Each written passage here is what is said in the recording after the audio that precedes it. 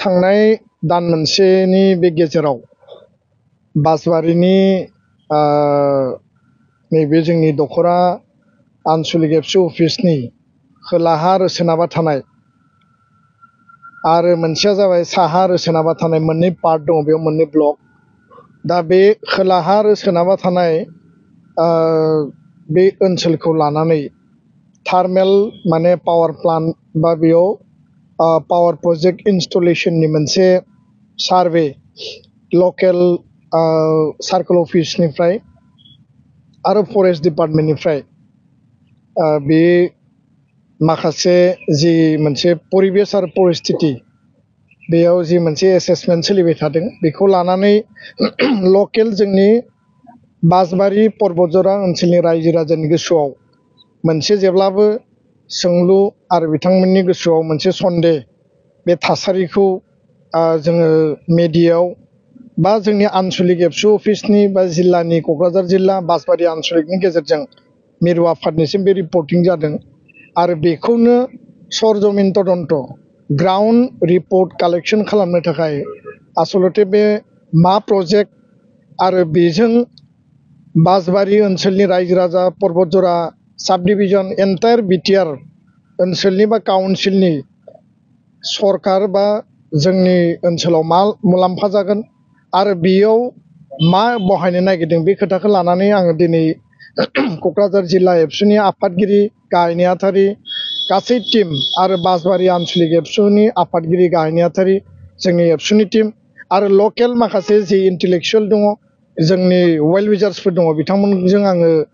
बासबारि आनसलिक एबसु अफिसाव सावरायदों आरो बे ओनसोलखौबो खेबसे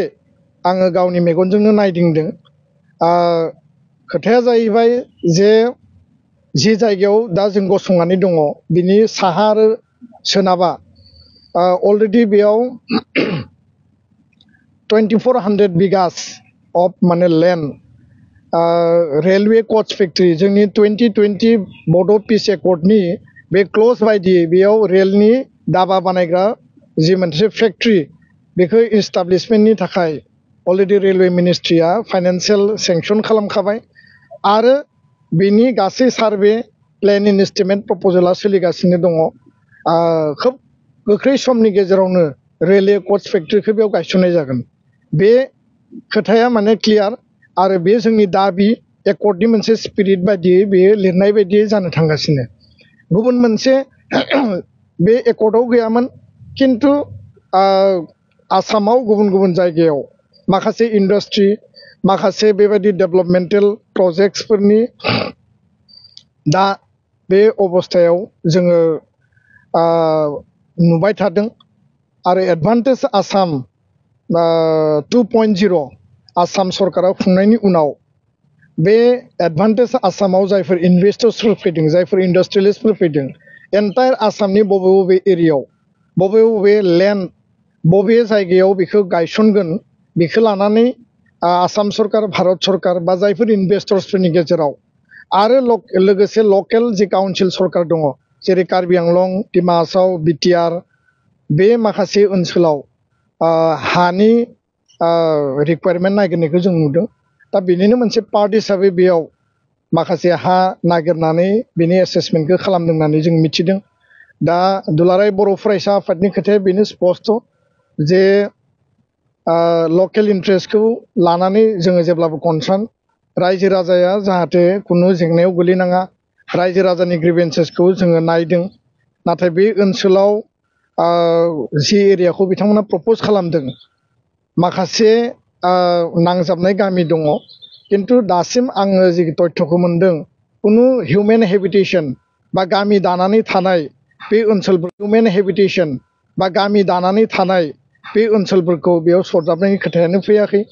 इन्डास्ट्रिखौ नांगौ जोङो डेभेलपमेन्टनि बिरोधि नङा किन्तु लकेल इन्ट्रेस्टखौबो नायनांगोन आरो दुलाराय बर' फरायसा आफादा जातिनि सार्थआव लकेल इन्ट्रेस्टनि सार्थआव जेब्लाबो जों खामानि मावबोदों हाया जिहेतु ट्रान्सफार्ड साबजेक्ट बिटिसिआ बिनि मालिक आसाम सरकारा बिटिसि सरकारनियाव हानि रिक्वायरमेन्टखौ बिदिं जानांगौ आरो बेखौ लानानै जों सरकारजों सावरायगोन आरो बेयाव जुदि थार्मेल पावार प्रजेक्ट जायोब्ला बे प्रजेक्टआ साक्सेसफुलि दाथ' जास्ट इनिशियेल स्टेज लेन्डनि बेयाव बे साइटआ सुइटेबल जागोन ना जाया, बे हाजों कमिउनिकेशना जागोन ना जाया, बे गासै बेयाव एसेसमेन्टआ सोलिबाय थादों। दा बेखायनो जुदि बेयाव थार्मेल स्टेशन जायोबा एक नम्बरा जाबाय रायजो राजानि जेबो उसुबिदा गैयाबासिनो थार्मेल पावार प्रजेक्टखौ इनस्टलेशन खालामनायाव जोंहा जेबो बुंनो गोनां गैया। किन्तु रायजो राजानि उसुबिदाया जाहाथे फैनाङा। सेकेन्ड प्रायर जोंनि लकेल इन्ट्रेस्टआ जाबाय जे ग्रुप डि आरो ग्रुप 3 थार्ड आरो फोर्थ ग्रेडनि बे रिक्रुटमेन्ट आरो एपइन्टमेन्टआव ओनसोलनि बिटिसिनि आरो बासबारि आरो पटबजरा ओनसोलनि क'क्राझार डिस्ट्रिक्टनि बिटिसिनि रायजो राजा जोंनि यां जेनेरेशना बे एमप्लयमेन्ट मोननांगोन। आरो बेयाव जिखिनि लकेल लेभेलनि मेन पावार बा रिसोर्सफोरनि प्रयोजन जागोन, बे बिथिङाव जाहाथे लकेल इन्ट्रेस्टआ प्रायरिटि मोनो। बेबायदि नङा जे बेयाव प्रजेक्ट बनायगोन गासैबो बाहेरनिफ्राय फैगोन, फार्स्ट क्लास रेंकनि बा हायार अफिसियेल अथरिटियाथ' बाहेरनिफ्राय फैखागोनखा। दा बेखायनो जोङो प्रेक्टिकेलि मिडियायाव जिखौ नुदों, जोंनियाव जि रिपर्टिं सहैदों, बेयाव गोबां गेप दङ।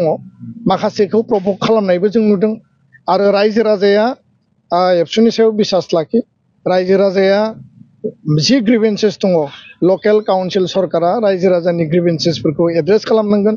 रिड्रेस खालामनांगोन। आरो बेयाव गावबुरा, गामिनि आफादगिरि, गाहाय नेहाथारि आरो लकेल जि कमिउनिटि दङ,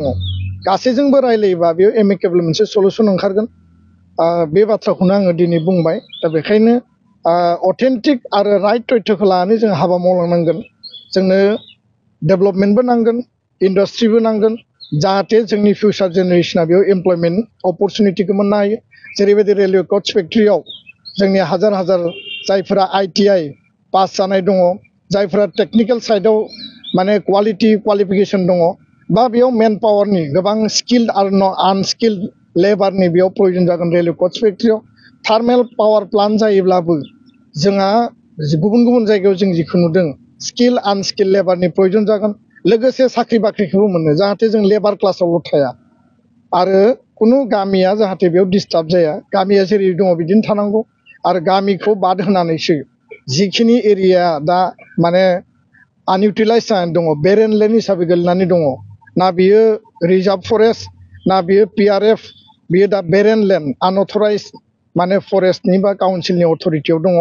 आरो बे ओनसोलाव थानाय रायजो राजाफोरनियावबो कुनु हानि डकुमेन्टस गैया। दा रायजो राजानि डकुमेन्टेसन, बिथांमोननि हानि लिगेल अथरिटिखौ रायजो राजाया मोननांगौ। जोङो काउन्सिलखौ खावलायगोन, बेयो फरेस्टनि दारैनो जा, रेभिनिउनि दारैनो जा, रायजो राजाया बिनि अथरिटिखौ मोननांगौ। आरो बेयाव थार्मेल पावार प्रजेक्टखौ बानायनो थांनायाव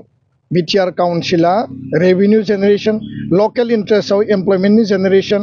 आरो लकेलनि सार्थ'आ जाहाथे जायो, गासैखौबो नायनानै जोङो फिउचारखौ मोनसे मोजां सेपआव लांनांगोन आरो फिउचारखौ दानांगोन। बेखिनि खोथाखौनो बुंबाय आं। गोजोन्थों।